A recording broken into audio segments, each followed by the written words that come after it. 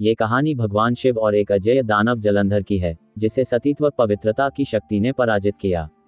ये कथा शिव पुराण और स्कंद पुराण में मिलती है और इसका संबंध वास्तविक स्थानों से भी है, जैसे अमृतसर के पास स्थित गुरुदासपुर को जलंधर का प्राचीन नगर माना जाता है।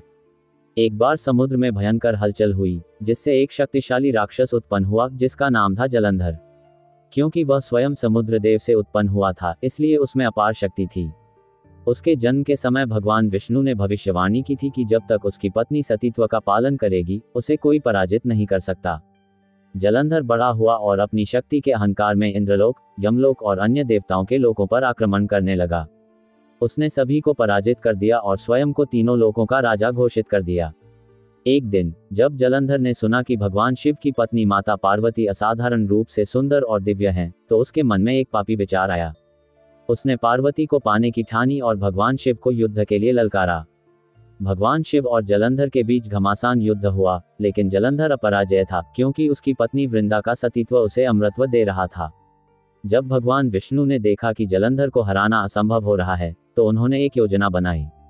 वे जलंधर का रूप धारण करके उसकी पत्नी वृंदा के पास गए।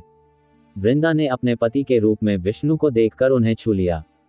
जैसे ही ऐसा हुआ, उसका सतीत्व भंग हो गया और जलंधर की शक्ति खत्म हो गई।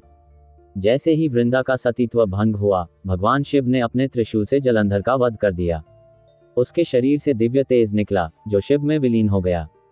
जब वृंदा को इस छल का पता चला, तो उसने विष्णु को श्राप दिया कि वे पत्थर बन जाएंगे।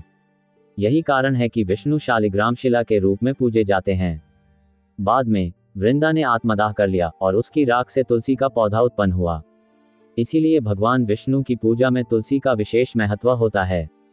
जलंधर नगर पंजाब का आधुनिक शहर जलंधर इसी राक्षस के नाम पर बसा माना जाता है। वृंदा और तुलसी आज भी तुलसी विवाह मनाया जाता है, जिसमें विष्णु शालिग्राम और तुलसी के विवाह की परंपरा है। शालिग्राम शिला नेपाल के गंडकी नदी में पाए जाने वाले शालिग्राम पत्थर भगवान विष्णु का प्रतीक माने जाते हैं, जो वृंदा के श्राप के कारण हुए।